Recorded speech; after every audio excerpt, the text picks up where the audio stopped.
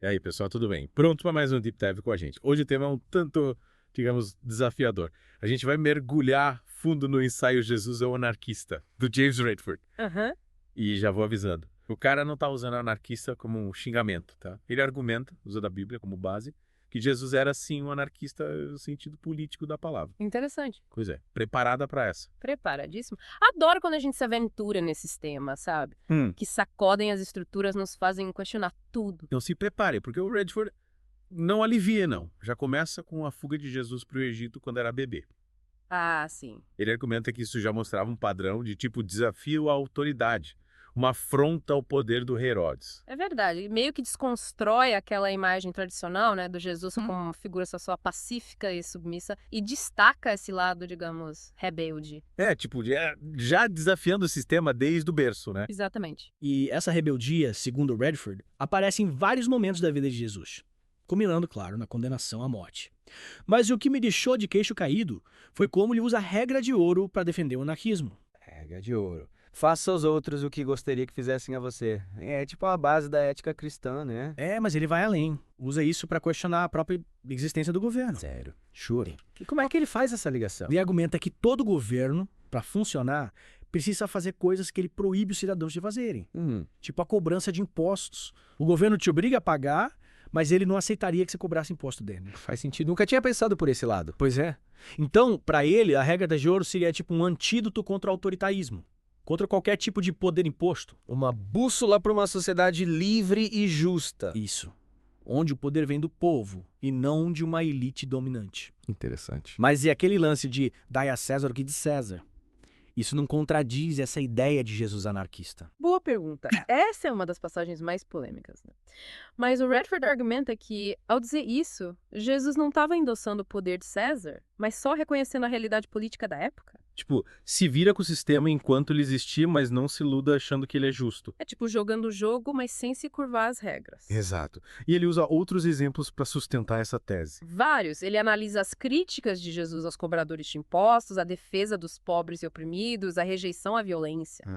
Tudo isso, segundo ele, aponta para uma visão de mundo que se choca com a lógica do Estado, com essa ideia de um poder centralizado, sabe? Que controla e pune. Entendi. Mas, e Romanos 13? Aquela parte que Paulo fala sobre obedecer às autoridades. Isso sempre foi usado para justificar a submissão ao governo. Mas o Redford argumenta que essa passagem foi tirada de contexto. Aí sim. Ele diz que o Paulo está falando de obediência a leis justas, aquelas que não violam a consciência individual. E ele lembra que o próprio Paulo desafiou as autoridades várias vezes, né? É verdade. Então, não faria sentido interpretá-lo como um defensor da submissão cega ao poder. É como se ele estivesse meio que desconstruindo aquela imagem tradicional do Paulo, né? Como um cara conservador e obediente. Mostrando que ele também era um rebelde à sua maneira. Legal. E o Redford se aprofunda em outras questões polêmicas. Tipo, Sim. Ele fala sobre a parábola dos trabalhadores da vinha, por exemplo. E ele interpreta essa parábola como uma defesa do livre mercado, argumentando que o dono da vinha tinha o direito de pagar o que quisesse aos seus trabalhadores. Essa interpretação me deixou pensando. A gente geralmente vê essa parábola como um chamado à justiça social, né? A igualdade. Me parece meio contraditório com a ideia do Jesus como defensor dos pobres e oprimidos. Essa parte gera bastante debate. Mas o Redford se baseia na ideia de que Jesus pregava a liberdade individual, o direito de cada um fazer o que bem entendesse com seus bens. Entendi. Ele tá, questionando a nossa leitura tradicional da Bíblia, né? Mostrando que as coisas podem ser mais complexas do que parecem. Mas e aí ele vai além das questões econômicas? Sim, ele também fala sobre escravidão, usura, proibição. E ele argumenta que Jesus, se estivesse vivo hoje, seria contra todas essas práticas. Sério, como ele chega a essa conclusão? Ele se baseia na mensagem central de Jesus, o amor ao próximo.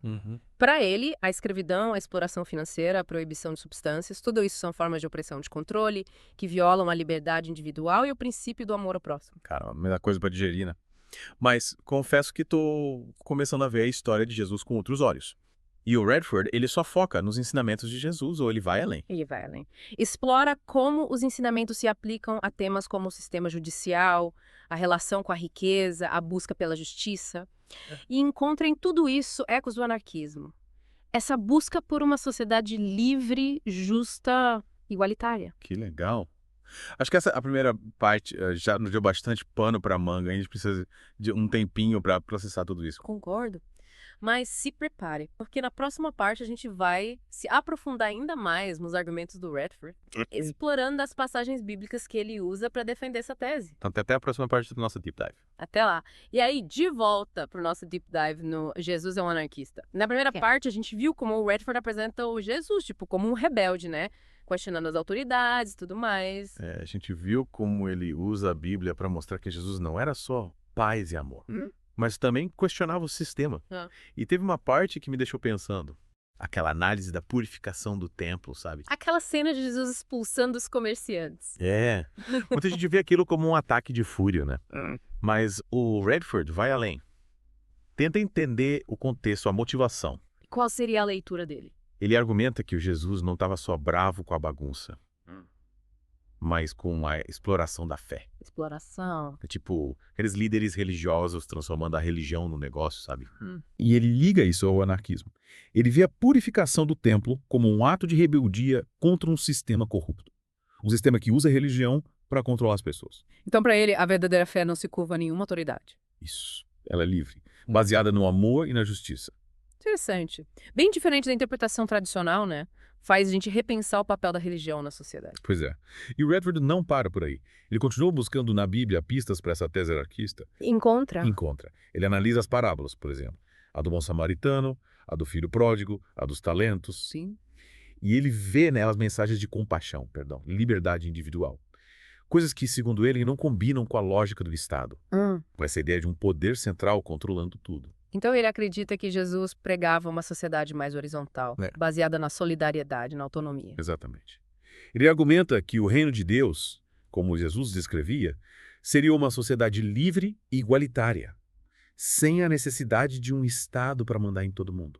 Uma utopia? É uma visão utópica, mas inspiradora, né? Faz a gente sonhar com um mundo melhor, mais justo. Sem dúvida. E o Redford vai fundo na Bíblia.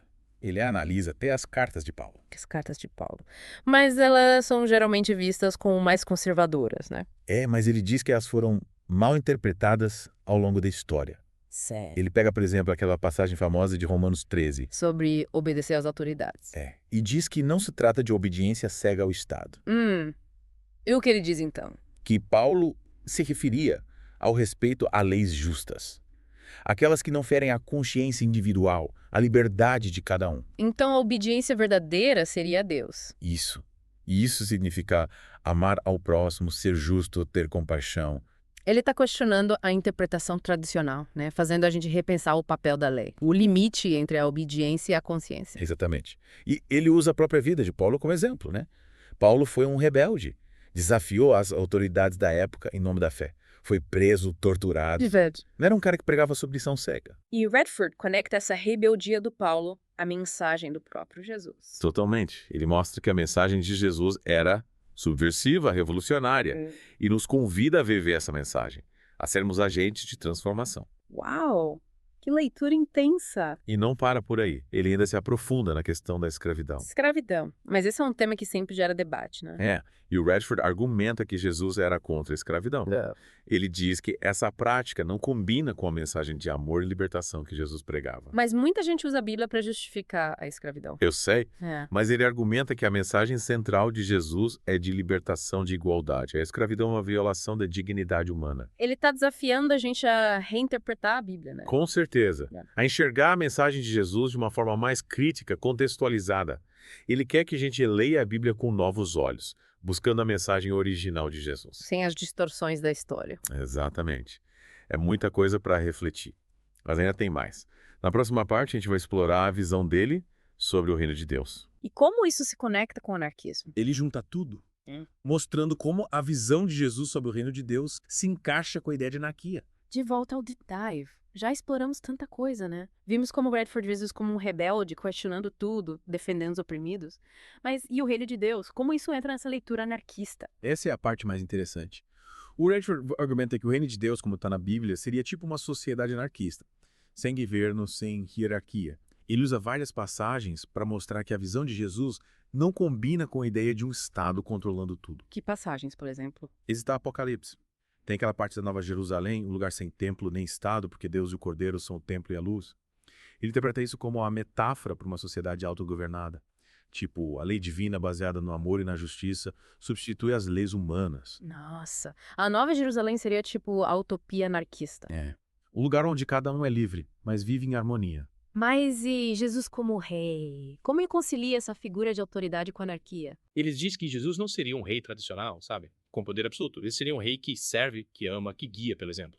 Ele cita aquela cena de Jesus lavando os pés dos discípulos, mostrando que o verdadeiro líder não é quem manda, mas quem serve. Faz sentido. É bem diferente da visão que a gente costuma ter de um rei, né? Total. Ele diz que o reino de Deus seria um reino de liberdade, onde as pessoas seguem suas consciências, guiadas pelo amor ao próximo e pela justiça.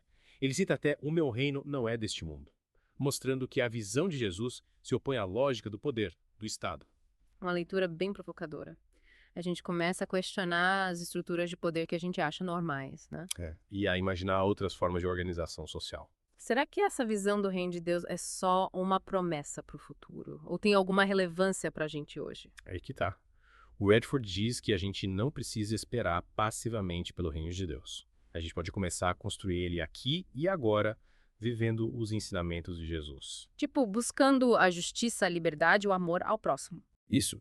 Ele nos convida a ser agentes de transformação social, a questionar as injustiças, lutar pela liberdade, a construir comunidades mais justas. A mudança começa na gente. É um chamado à responsabilidade. Não podemos ficar esperando as coisas mudarem sozinhas. É isso aí. Ele nos convida a ser protagonistas da nossa história, a construir um mundo mais justo, mais livre, mais humano. Inspirador. E com essa mensagem chegamos ao final do nosso Deep Dive no Jesus é um Anarquista. É isso aí. Espero que essa jornada tenha te instigado, te provocado, te inspirado a buscar uma vida mais autêntica, mais justa, mais livre. E que a gente possa levar essa reflexão para a vida, né? Buscar construir um mundo melhor, inspirado em Jesus na busca pela justiça, liberdade e amor. Valeu por mergulhar com a gente nesse Deep Dive. Valeu. Até a próxima.